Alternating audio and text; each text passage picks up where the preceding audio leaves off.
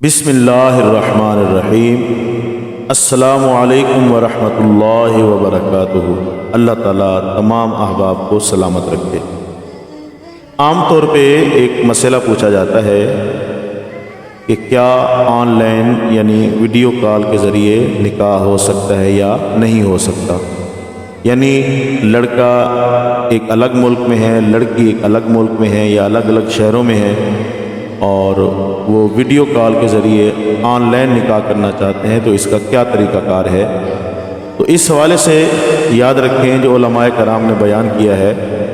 کہ ایجاب اور قبول، یعنی نکاح کے لیے جو دو چیزیں ضروری ہیں، ایجاب اور قبول، ایجاب اور قبول دونوں کا ایک مجلس میں ہونا ضروری ہے۔ یہ قاعدہ یاد رکھیں کہ ایجاب اور قبول دونوں ایک ہی مجلس میں ہونے چاہیے۔ تو اب صورت مسئلہ میں مسئلہ یہ ہوگا کہ مثلا لڑکی پاکستان میں ہے، لڑکا مدینہ پاک میں ہے، تو لڑکا اگر پاکستان میں اس لڑکی سے نکاح کرنا چاہتا ہے تو وہ اپنے کسی قریبی رشتہ دار کو یا کسی بااعتماد دوست کو اپنے نکاح کا وکیل بنائے کہ آپ میری طرف سے وکیل ہیں نکاح کے اور فلاں لڑکی سے میرا نکاح کر دیں اتنے حق مار کے بس۔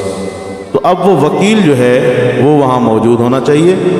اور اس لڑکے کی طرف سے وہ وکیل جو ہے وہ یہ کہے کہ میں فلاں اپنے موکل کی طرف سے اس نکاح کو قبول کرتا ہوں یا اس نکاح کو ایجاب کرتا ہوں، یعنی وہ وکیل جو ہے ایجاب و قبول کرے تو نکاح بالکل درست ہو جائے گا اور شریعت محمدیہ کے عین مطابق ہوگا۔ ہاں بعض علماء نے ویڈیو کال کو جو ہے اس کو بھی ایک مجلس کے حکم میں شمار کیا ہے، یعنی لڑکی پاکستان میں ہے، لڑکا باہر ہے، لیکن اس نے ویڈیو کال کی ہوئی ہے، ویڈیو کال کے ذریعے وہ یہاں موجود ہے، تو ویڈیو کال کو بعض علماء نے جو ہے موجودگی کا یعنی ایک ہی مجلس کا حکم دیا ہے